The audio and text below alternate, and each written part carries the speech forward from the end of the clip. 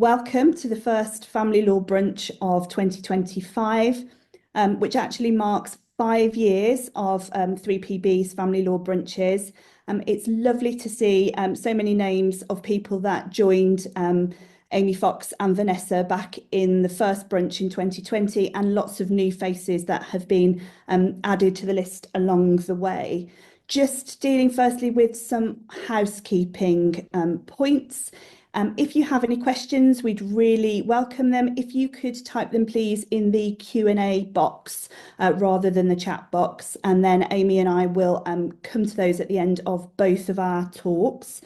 The PowerPoint presentations and some links will be emailed to you after the talks. So feel free, obviously, to take some notes if you want to, but you don't have to because the notes will come across to you. To kickstart the year, we are going to have a look back and a look forward. So we're starting with Amy's talk, which is Financial Remedies, reflecting on the key developments in 2024 and a look ahead to 2025. Many of you will know Amy, but for those of you who don't, Amy has a private law children and financial remedy practice with a particular emphasis on financial remedies. She's a regular contributor to the Financial Remedies Journal. She told me this morning that she's about to publish a blog post, so keep your eyes peeled for that. None of us are, well, you might say that some of us are, but none of us are natural boasters. But I'm going to read out her Legal 500 quote, which says she's a fantastic financial remedy barrister who handles cases above her year of call. She's a safe pair of hands, calm and sensible under pressure. She cuts through the noise of a case to focus on what is important to clients and to the court. So without further ado, and to sort of cut through the noise of what happened last year and what's going to happen this year, I'll hand you over to Amy. Thank you so much, Rachel. I'm just going to share my screen with everybody. So hopefully this should now work. And Rachel, is that working? Yes. Perfect.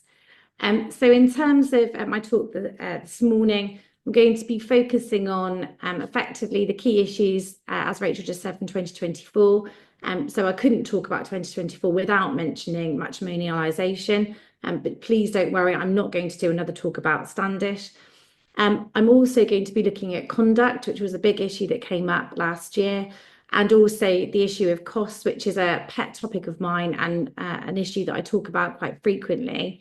I'm also going to look ahead to what's going to happen this year. Are we going to see non-matrimonial property issues as more or less of an issue? Is conduct going to be pleaded more? Are we going to see more cost orders? And is there going to be any change brought about by the change in the transparency rules? So first of all, looking at matrimonialisation, of course, Standish was the key case of last year. It's still going to be talked about a lot this year because the Supreme Court, as I understand it, are going to be considering the case again in spring, and we're likely going to have judgment by the end of this year. The effects on the ground that I've already seen is there's more discussion about prenuptial agreements, a lot of discussion in cases about non-matrimonial property. And of course, we talk about matrimonialisation and matrimonialised, I think now on a regular basis. In terms of how I've seen it on the ground in non-matrimonial property, we were asked a question in advance of the seminar this morning about what our thoughts were on the changes about matrimonial and non-matrimonial property, and whether within needs cases, this is whether anything's particularly changed or a need still driven. And what I found is, and it could just be coincidence, but I found an increase in cases where we're looking at non-matrimonial property. But I think the difficulty is with the needs cases is it often is tied with an illiquid asset. So say, for example, it might be that one party has a parent who at some point they're going to inherit a share of that parent's property, but they're still living in it at that particular time. So how do we deal with that? And I found that judges will still give a nod to that future asset. But if it's a liquid, then they look at the practical reality of the effect and is that going to meet needs now? Unlikely to do so. Is it going to be more relevant when it comes to things like pension or future inheritance? Then of course it will. So I found that judges still look at it very much on a case-by-case basis. They look at things in a pragmatic and practical way.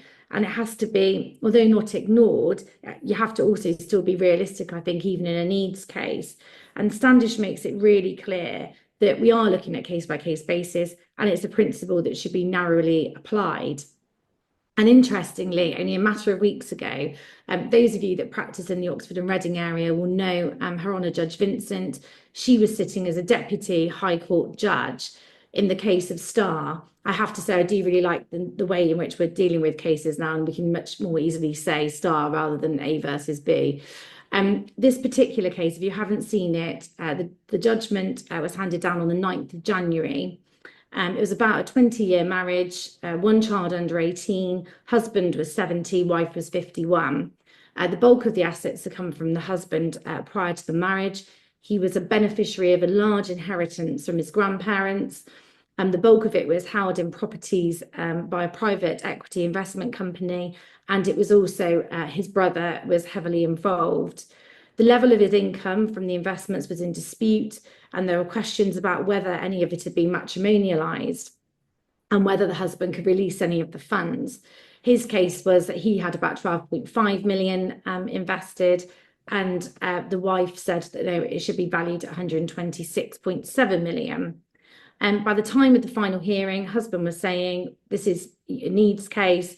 You need about just under 10 million in order to meet your needs. And I want to make a deduction of £500,000 because I gave you a payment in April 2024, a charming payment, and that should be taken into consideration as I put forward at the time. At the final hearing, the wife was seeking transfer of the family home plus just over 19 million.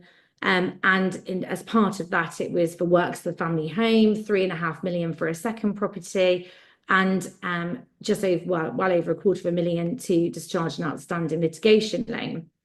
And she also wanted child maintenance each year and said that there shouldn't be any credit given. During that final hearing, there was a lot of exploring about the husband's value of the inherited assets, the extent to which they had been regarded as being matrimonialized and therefore eligible for sharing. But it was accepted that the judge should determine the level of the wife's award when making assessment of her needs, rather than assessment and calculation of a sharing claim.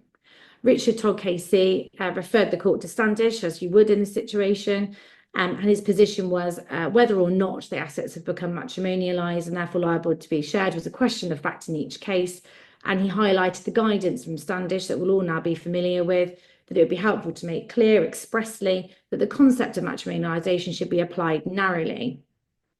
The judge found, having regards to the facts of this case, that the husband's business interest could not have been said to have been matrimonialized. The wife was trying to say, look, he's had a far more involvement in these businesses than he says he has, whereas husband and his brother gave evidence. His brother was found to be a persuasive witness.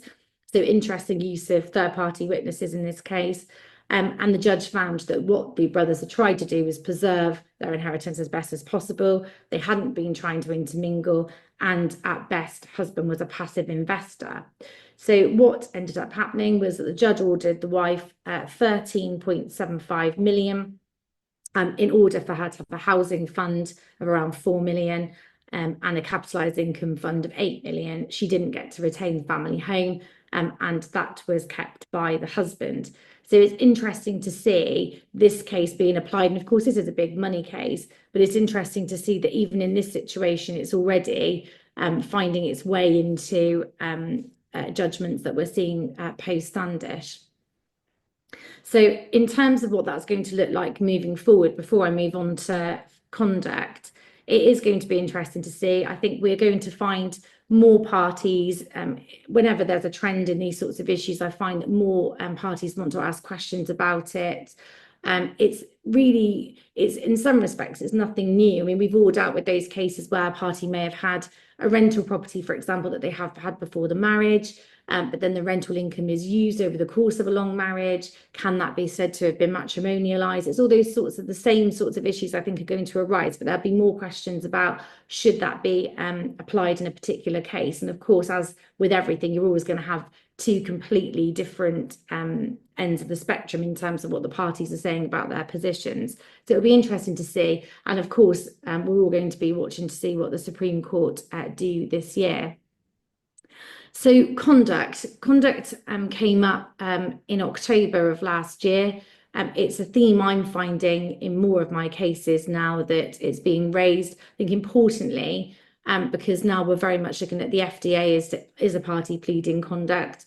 If so, they need to do it properly. We need to have proper particulars, proper statements, and grapple the issue rather than just letting it float forward to the rest of the proceedings.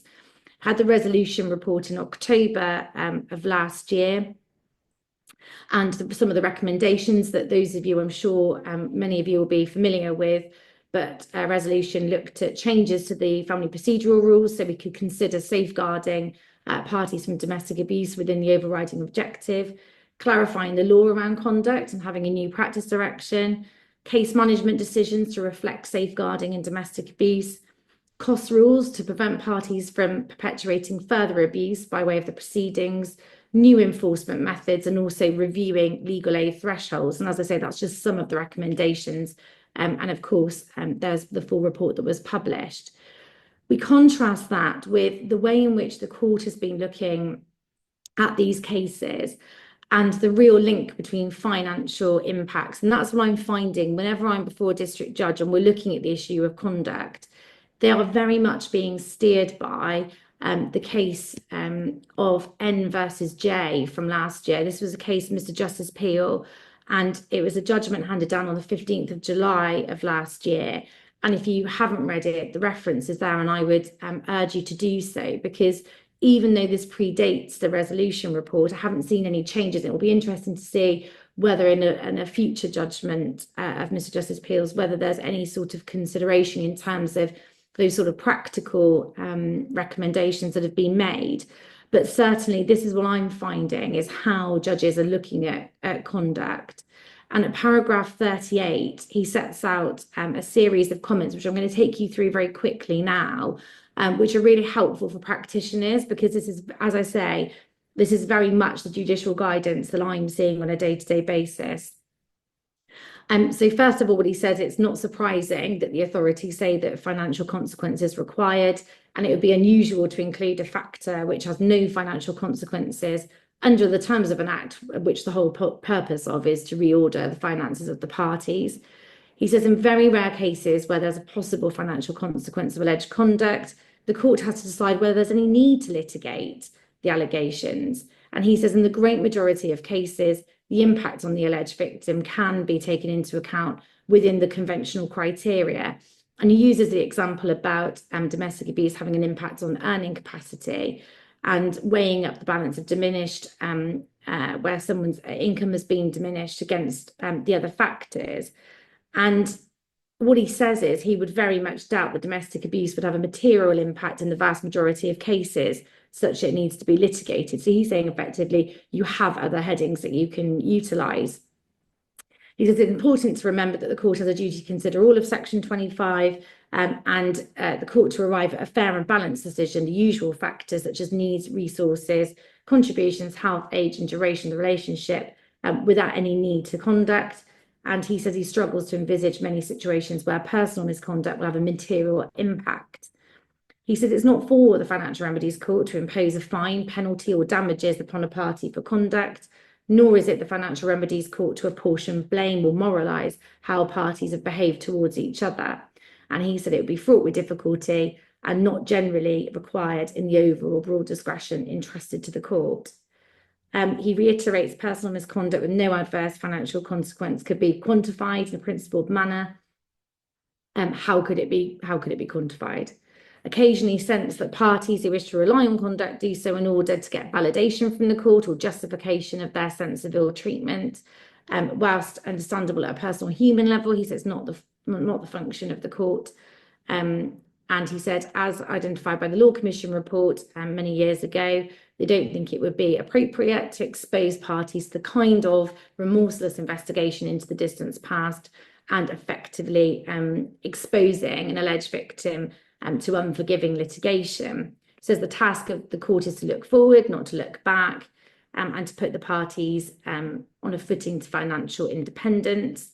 And if it's routinely litigated the conduct factor, there would be undoubtedly a proliferation of such cases and a direct impact on court resources. There would be cross allegations, you'd have police disclosure, there would be qualified legal representatives needed, costs would increase. And so he concluded that the high bar for conduct was undisturbed. The statute doesn't specifically refer to financial consequence, so you couldn't completely rule it out, but it would be vanishingly rare to need to do so. And says in terms of a domestic abuse in the same types of personal misconduct, it needs to be a necessary ingredient of the conduct claim, and the alleged conduct must be material to the outcome. And to inquire into conduct must be proportionate to the case as a whole.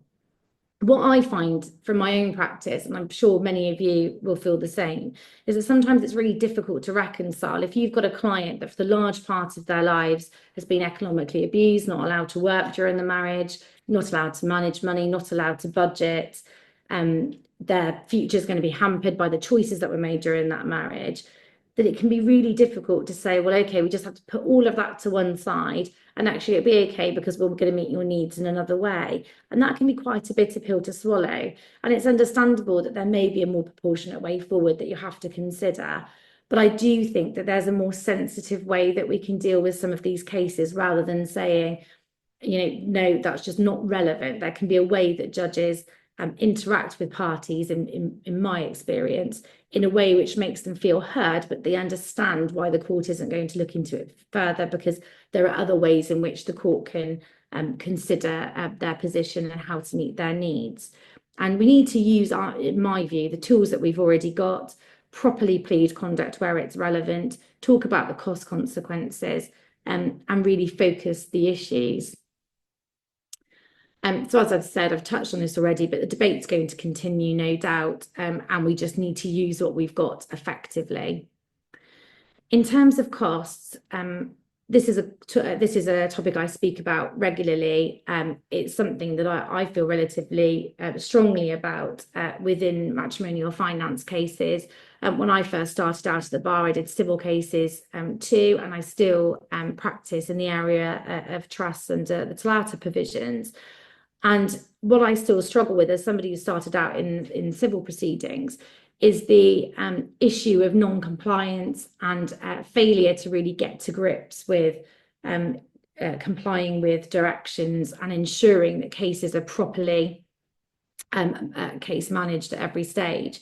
And the difficulty is that, of course, there is now the focus on non-court dispute resolution. And we need to be mindful of that, and we can talk to clients about that, but you're always going to have clients that see court as being the only option.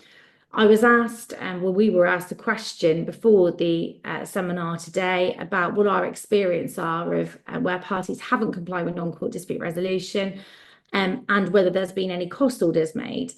Now, of course, we've got the case of Nala, which is NA and ALE. That was a case in 2024. It was a case before Nick Allen Casey, sitting as a deputy High Court judge, and he stayed the proceedings because the parties hadn't undergone non-court dispute resolution. So, and I think that made people think quite seriously about making sure that they fill in their forms properly and they really have explored that with clients. I think it's difficult because in a lot of our cases, there are domestic abuse issues. It's trying to think more creatively about what mediation steps could be taken. Often it's just simply not suitable. I haven't had, even in cases where mediation was offered by my client that could have taken place, there's no domestic abuse, and the other side simply haven't wanted to. By the time we've got to court, everyone's spent the money to be there.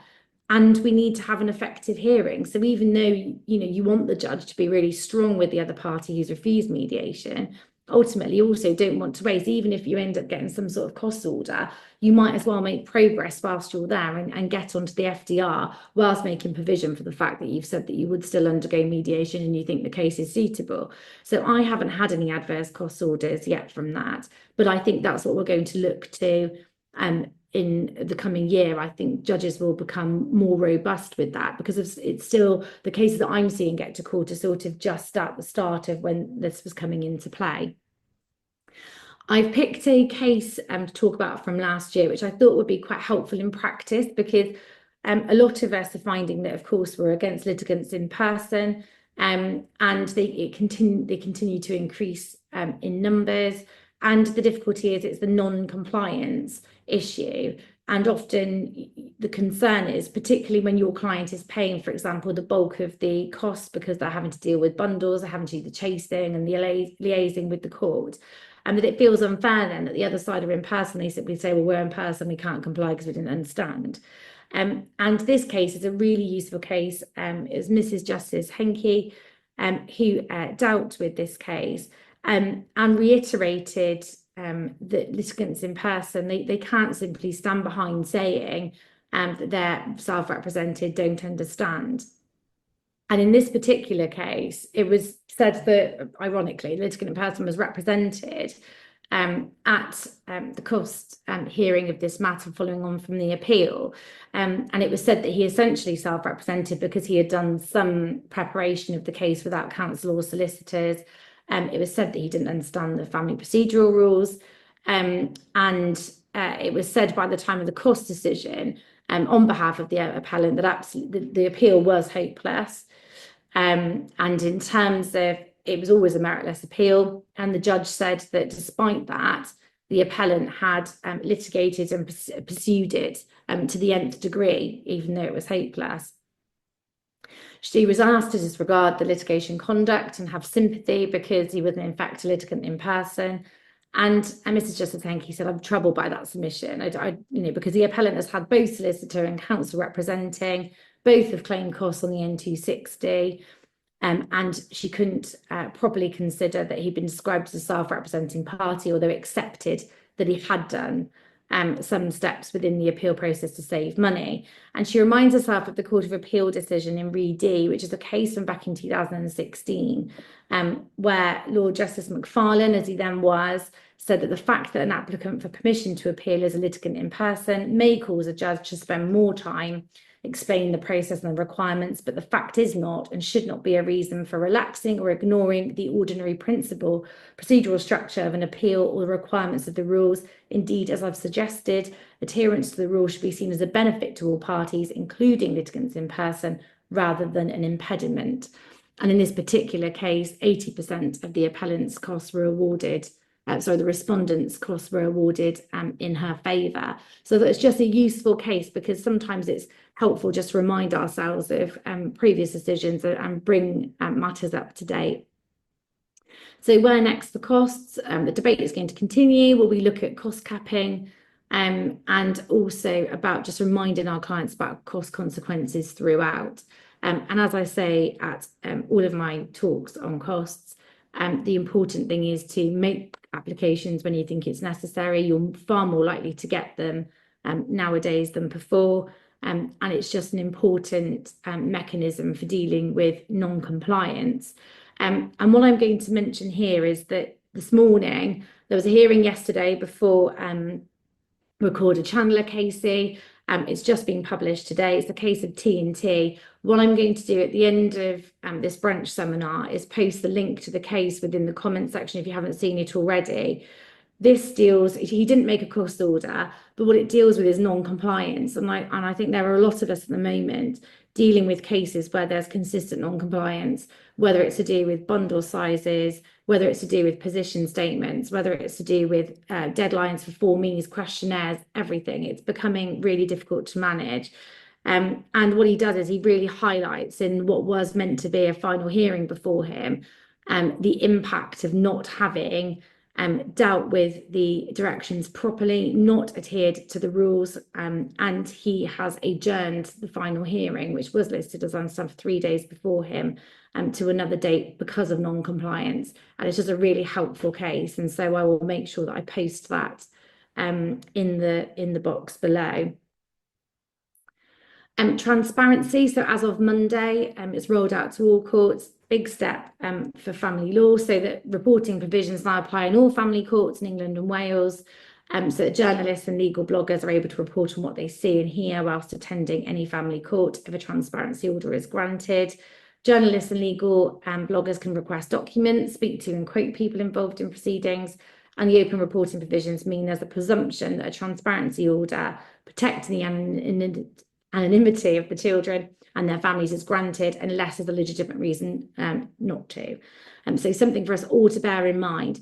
could this lead to positive change? Because all of us see day to day the impact of the lack of resources and the difficulties that the family court faces. This could be a real opportunity perhaps to assist us with the changes that we would wish to make in the family court arena. Will it also mean that clients shift more towards arbitration and non-court dispute resolution as a result? Possibly. Horizon scanning, I'm not going to talk in any detail about this, but just obviously things to think about are impacts of AI, modern technology, of course, generally impacting in terms of fraudulent bank statements, cryptocurrency, all those sorts of things. Hopefully none of our clients have invested in the Trump coin or the Melania coin. And the Law Commission report, Change Ahead. And that brings me on to Rachel's talk this morning about the Law Commission recommendations and report. Rachel, many of you will know Rachel, I'm sure. She joined 3PB back in April of 2021. She spent 15 years practicing as a family law solicitor in the West Midlands. I've been against Rachel and worked on the same cases as her, and I can say she's pragmatic, personable, and a formidable advocate.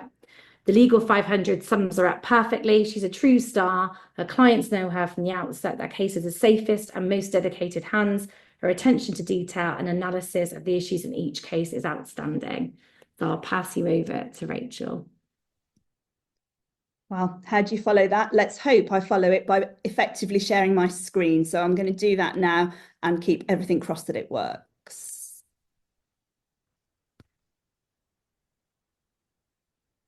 Yeah, is that sharing? Fantastic. Great. So as Amy has already alluded to in terms of horizon scanning, one of the big things that we're going to be looking at this year and probably years into the future is as a consequence of the Law Commission report on financial remedies. Before I talk about that, just because I like a bit of trivia, I looked at what else happened in 1973. So 400,000 couples just over married. And who knew that Peter Andre and Penny Mordaunt had anything in common? Well, they apparently did because they were both born that year. Elton John topped the charts. The average salary annually was £1,500 just over, and inflation was running at a shocking 8%. And of course, we all know that the other thing that happened of significance for family lawyers was the Matrimonial Causes Act. In the Law Commission report, it describes it as a 51-year-old statute which contains no express purpose or objective and has remained substantially unchanged since 1973. I think probably that gives you a flavour of what the Law Commission is likely to say about whether we need to be moving things forward and whether there is an appetite for change. In terms of that report, it's really important to note that it's a scoping report. It was taken on by the Law Commission in March 2023 as a consequence of the reforms to the procedure in divorce.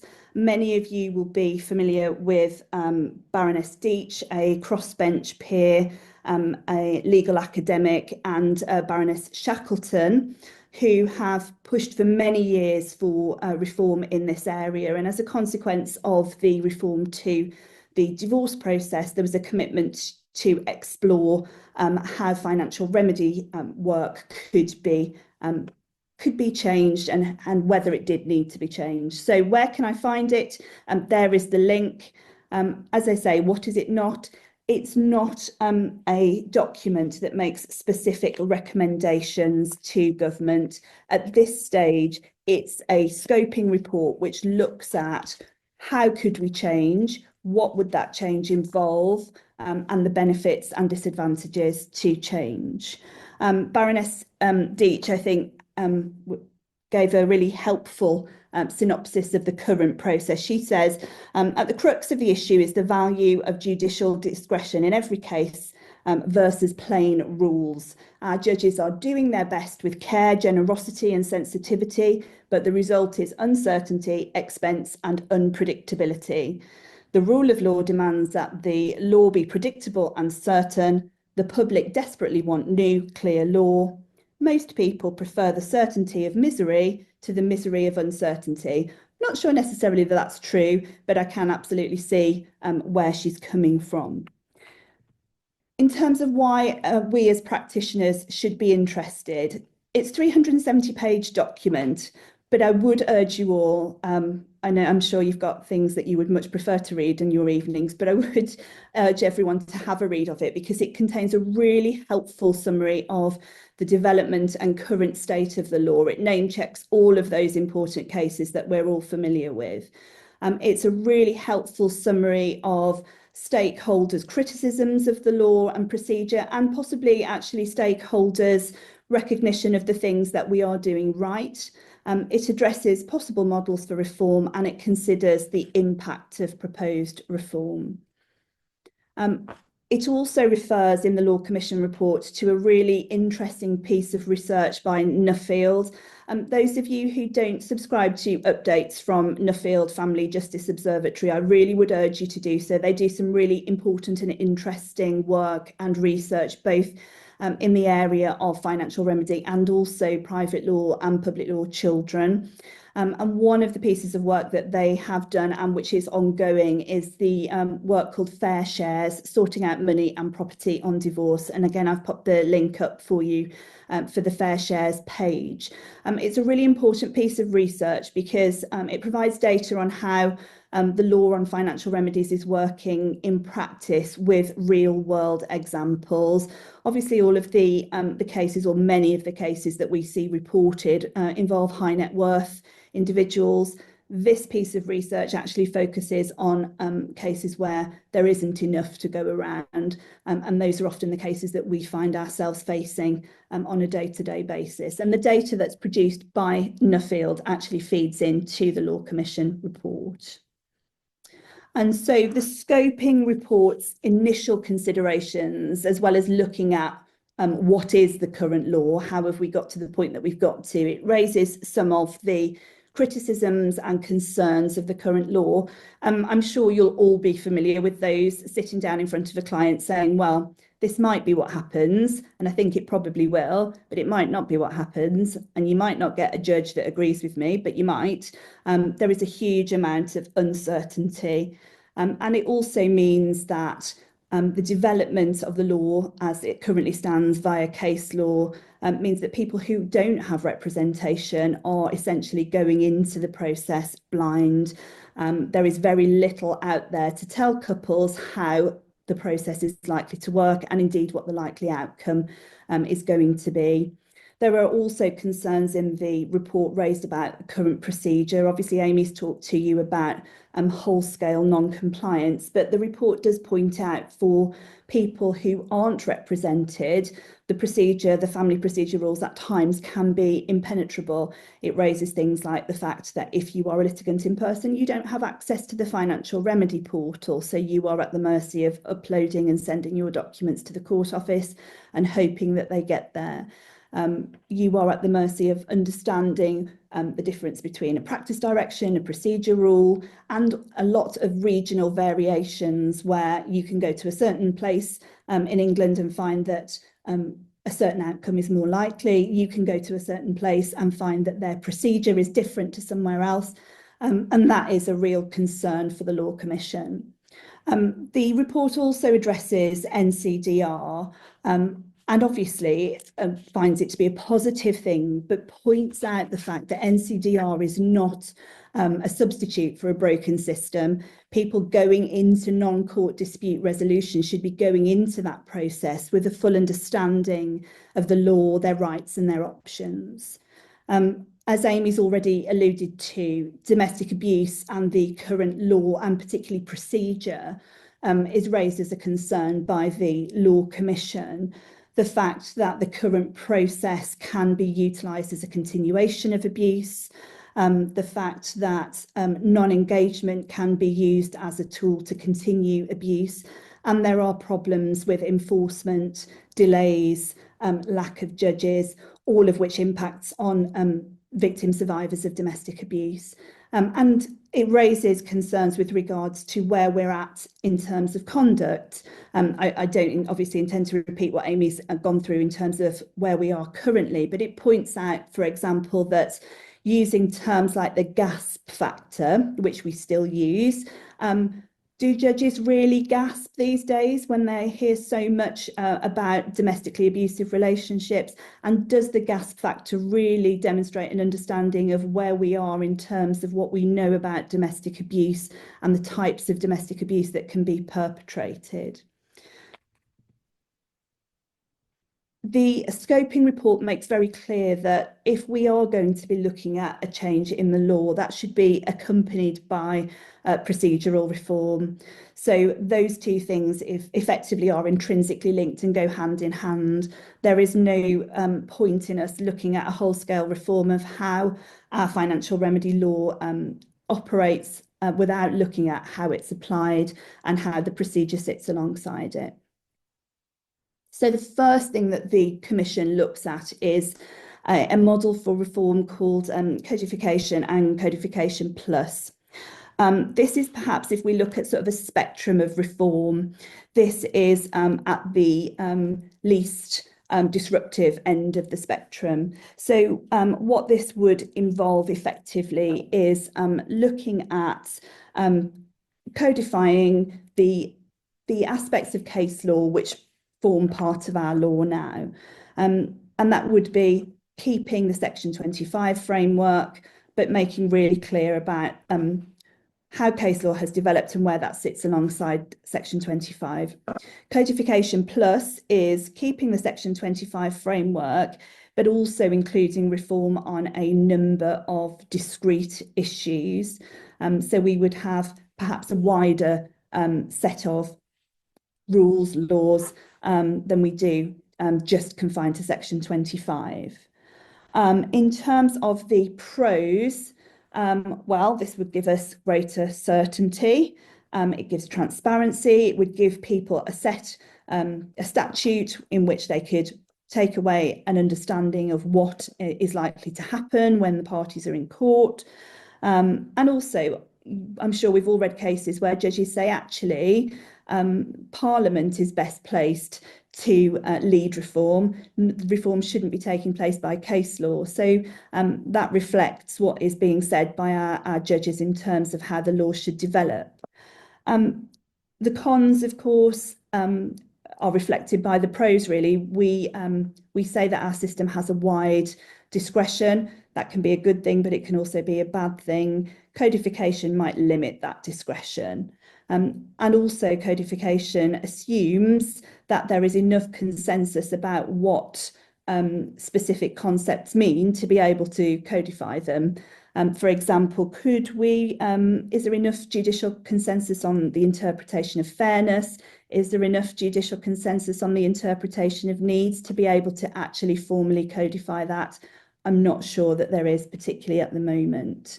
The Law Commission produces a very helpful table which suggests what could be codified, and if they go down the route of Codification Plus, what that would actually include also.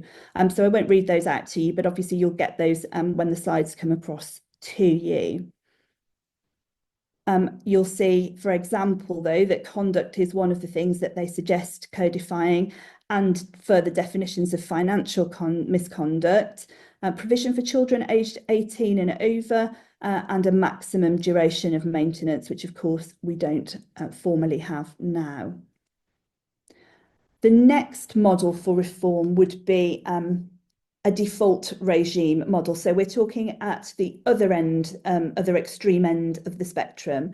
And what this would involve would be adopting a model that other jurisdictions adopt: France, Germany, Belgium, where they operate a matrimonial property regime. So the law expressly provides how property is going to be dealt with and assets are going to be shared upon divorce, so that when people marry, they know that if they separate, what is likely to happen. It also deals with things like who can dispose of matrimonial property, the position of the family home, who is liable for debts incurred during the marriage. So everybody getting married knows what would happen when they divorce. Some regimes go one step further and introduce an element of discretion in terms of things like maintenance, the ability to stay in the family home for a longer period, pension sharing, child maintenance. So you would have the default regime with these additional pillars sitting outside of it, where discretion could be applied depending on particular circumstances. The people that are very pro the default regime model bang the drum of certainty. Everybody knows where they stand pretty much from the outset, other than those separate pillars that I've just talked about. What I would say, though, is context is everything. So in regimes where they have this default regime model, it sits inside the context of all of their other policies and procedures. So, for example, in Sweden, people are supported by the state to the extent that there is no assumption that on the end of a marriage there should be any kind of private support system, i.e. one spouse supporting the other. A lot of these jurisdictions also have brilliant childcare cost policies, so free or low cost childcare for everyone, shared parental leave. They're further forward than we are in terms of issues on gender equality. So before we think about introducing a default regime model, we have to bear in mind that that's going to have to sit inside some quite significant reform in other areas. So just so that you can see a worked example, this deals with a case that was tried in our jurisdiction, jointly owned family home worth £160,000 of net equity. The wife had a pension with a CEV of 52, just over. She owned a 25% share of her parents' house, and husband had a cash equivalent pension value of £231,000. Doesn't tell you anything about income there, obviously, but what I can tell you is what then happened as a consequence when this case was tried. So the wife had 100% of the equity in the family home. She had a 38.9% share of husband's pension. She kept her own pension and the share of her parents' house, which totaled just over 300,000 plus her share of her parents' property. And the husband retained around £142,000. Now, obviously, what we don't know is the rationale for that in terms of husband's ability to meet his needs elsewhere, presumably. And I don't think it's unfair to presume this. Husband obviously had greater earning capacity, greater mortgage capacity, and this was clearly a needs case. We don't also know what the position was in regards to minor children. But if we then look at what would happen under a community property regime, you can see that it would be the things that would be considered as community property sitting in the middle, and how they would be divided so that it would bring about equality of around £221,000 to both parties, plus the wife would retain her share in her parents' house on the basis that that would not be considered community property. So there is a huge difference in the approach, but that's quite a simplistic view, because obviously we then don't look at all of the additional pillars that would need to sit around it in terms of greater pension sharing, in terms of maintenance, in terms of ability to stay in the family home for a longer period, or indeed in the context of any governmental policies that might assist the economically more vulnerable party. So I think in terms of implementing that type of regime, that may well be considered a step too far at this stage, given the large-scale reform that it would need, both in terms of family law, but in terms of welfare reform also. And then we turn to the middle of the road, if you like, which is guided discretion. So this step goes one step further than codification or codification plus, because it gives us It doesn't depend on the Section 25 factors. It would set up a whole new list of principles. There would be a guiding objective in the statute. It would allow for some elements of discretion, but it would provide guidance as to the elements upon which discretion could be exercised and how far that discretion could go. The model that everybody refers to, given that they're our nearest neighbours, is the Family Law Scotland Act of 1985, and that sets out a series of principles which are to be applied in every case when couples are approaching the court. The first principle in that act is that there has to be a definition of what is matrimonial property and what is non-matrimonial property, and then the types of orders that can be made in relation to matrimonial property and the ones that can't be made or can be made in relation to non-matrimonial property. Moving on from there, then the Scottish Act then says, well, matrimonial property should be shared equally or in such other proportions that can be justified by special circumstances. It then, however, goes on to define the sort of circumstances that could be considered special circumstances. So it gives the court that element of discretion that says, when you're exercising this discretion, these are the things that we expect to see. And it doesn't necessarily mean that when there are those special circumstances, that equal sharing approach has to be departed from. The people that are pro guided discretion obviously offer the certainty argument again, but it's perhaps a level of certainty that means that we could look again at what the principles of any statute should be. We are not wedded to the Section 25 factors, which we would be if we were looking at codification or codification plus. We're actually starting from scratch and saying what is important to married couples, couples in civil partnerships when those partnerships or marriages come to an end. What are the principles that need to be applied here? How can we apply them? And how can we provide the court with enough discretion to make sure that people's individual circumstances are being taken into account? The people that are not so pro-guided discretion say that guided discretion is just that. It's discretion that is fettered, and therefore the discretion that we have now allows the court to consider everybody's individual circumstances. They're not sure that guided discretion would do the same, particularly in the case of very vulnerable parties. So the Nuffield Family Justice Observatory undertook a review in 2016 of the Family Law Scotland Act. Now, if you cast your mind back to the quote that I gave at the start, where we were told that it was the Matrimonial Causes Act was an act that was essentially broken with no objective. Contrast that to the review in 2016, which said the Family Law Scotland Act is a well-designed statutory framework with no fundamental need for reform. Combines certainty with flexibility in a way that facilitates the work of each group of legal actors who put the legislation into practice. And so the Family Law Scotland Act actually forms the basis of the bill that Baroness Deitch had devised.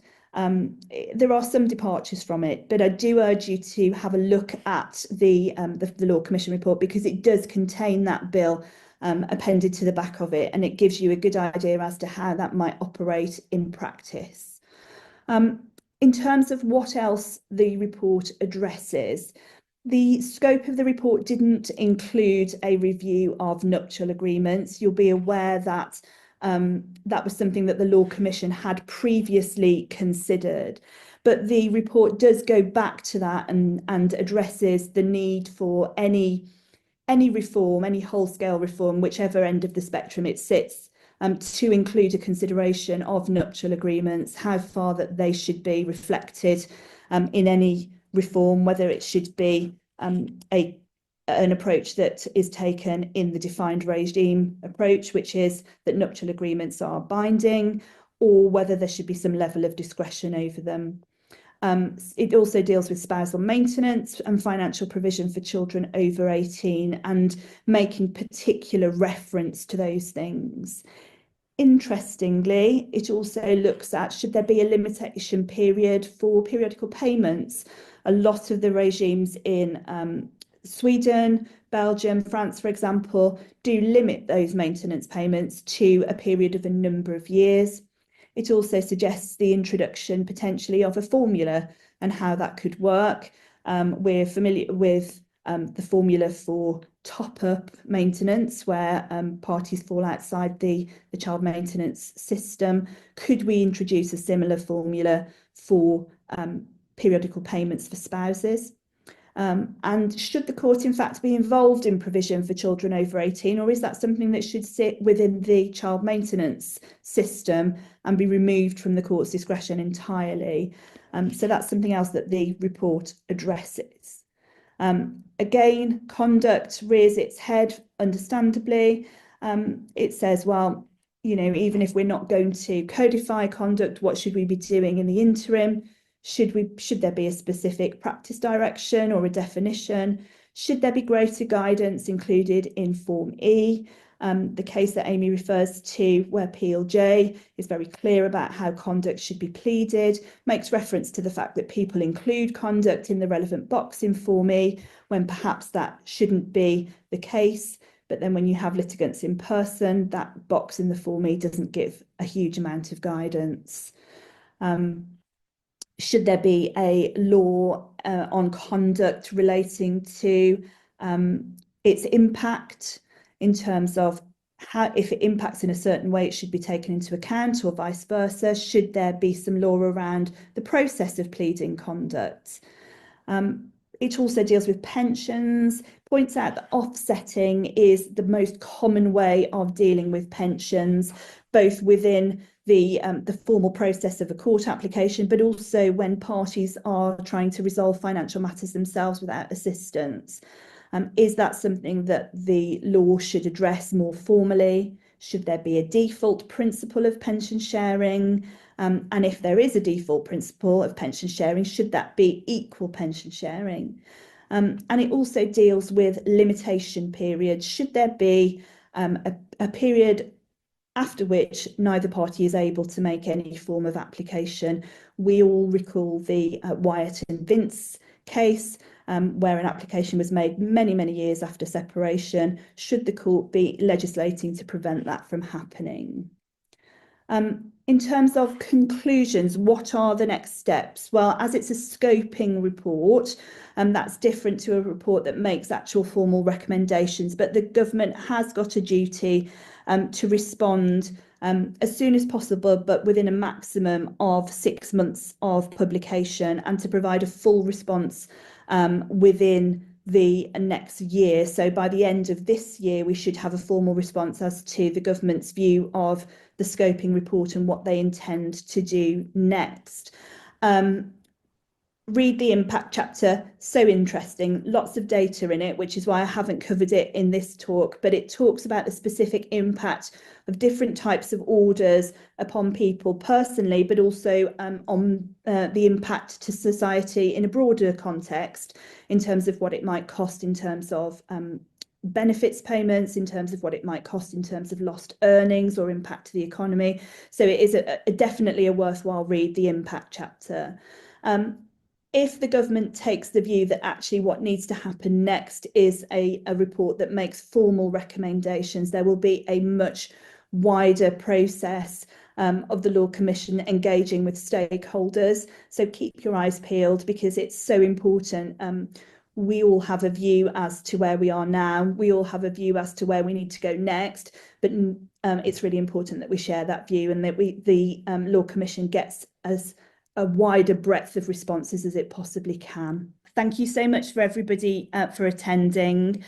The next Family Law Brunch is on the 27th of February. You should be getting a link out to you shortly to sign up for that. Again, and just another plug for our conference at the ICC in April. The early bird booking rate is still available, and that should be a really good day. We've got Mrs. Justice Leven attending in the morning, and His Honour Judge Rowland coming to be part of a panel discussion in the afternoon, as well as our speakers from Chambers. In terms of His Honour Judge Rowland, for those of you who practice in Birmingham and the West Midlands, we have been asked to just publicise a webinar that's happening on the 5th of February, which involves changes to the process of uploading orders onto the portal. I'm sure you'll all be really pleased to hear that that's happening. But Delphine is going to put a link in, is putting a link in the chat function as to how you can book onto that webinar to learn about the changes to that process. So that just leaves me to say thank you very much to everybody for attending. Thank you so much to Amy. And we look forward to seeing you at the end of February. Thanks very much, everyone.